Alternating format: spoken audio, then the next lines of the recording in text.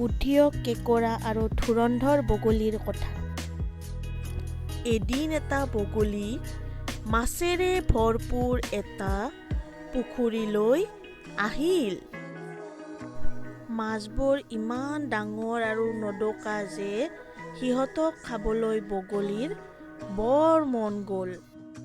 সেইকাৰণে সি সিহঁতক কেনেকৈ খাব পাৰি তাৰ উপায় চিন্তা কৰিব ধৰিলে।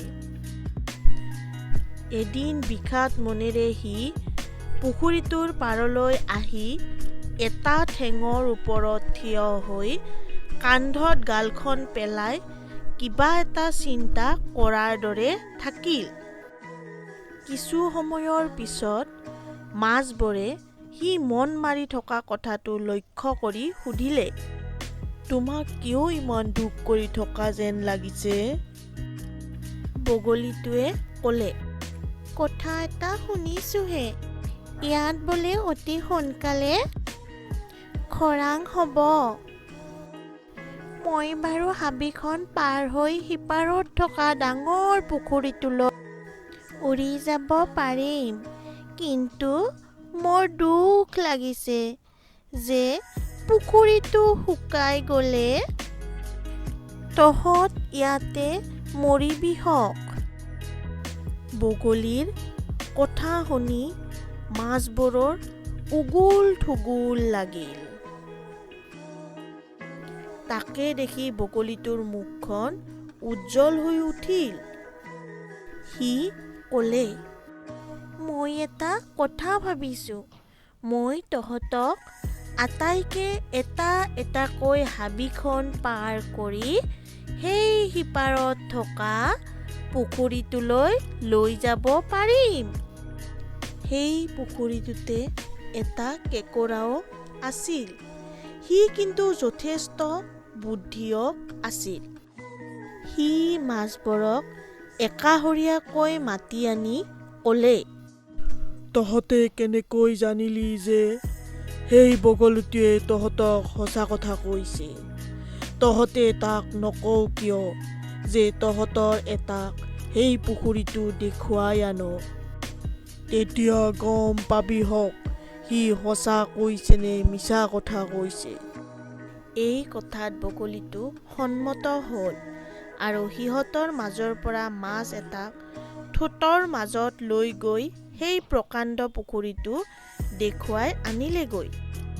ঘূৰি আহি মাছটোৱে লগৰবোৰক পুখুৰীটো ডাঙৰ আৰু সুন্দৰ বুলি ক'লে।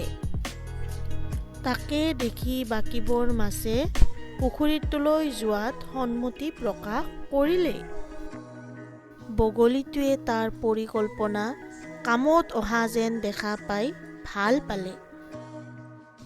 সি তাৰ ঠোঁটেৰে মাছ এটালৈ উৰা মাৰিলে, কিন্তু সি পুখুৰীটোলৈ নগৈ ওচৰত থকা গছ এজোপাত পৰি মাছটো খাই তাৰ কাঁইটবোৰ গছডালৰ গুৰিত পেলাই দিলে।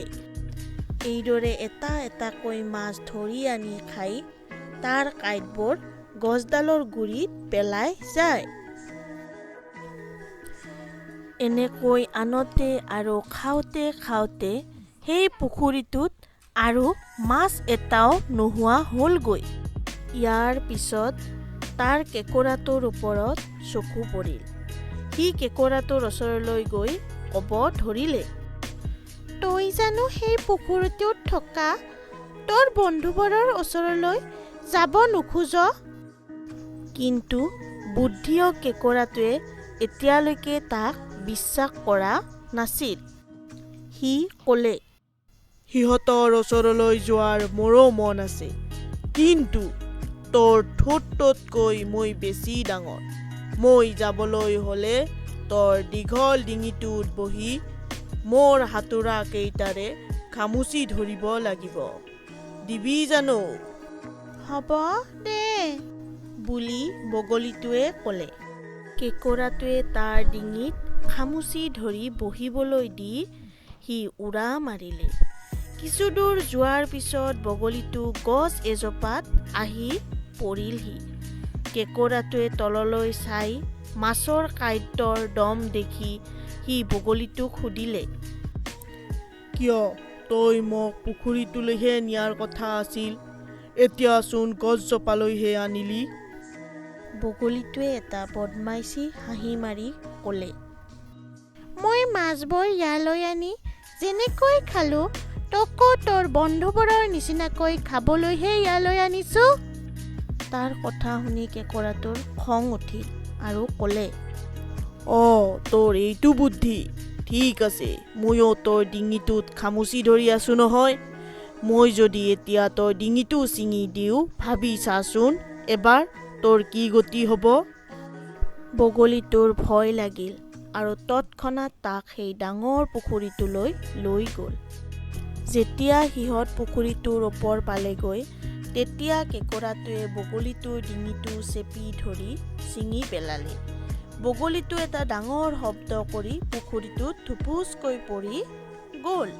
কেঁকোৰাটোৱে বগলীটোৰ পৰা ৰক্ষা পোৱাত নিজে সুখী হ'ল যদিও তাৰ বন্ধুবোৰে বগলীটোৰ কথাত ভোল গৈ নিজৰ মৃত্যু মাতি অনাৰ বাবে দুখত ভাঙি পৰিলে।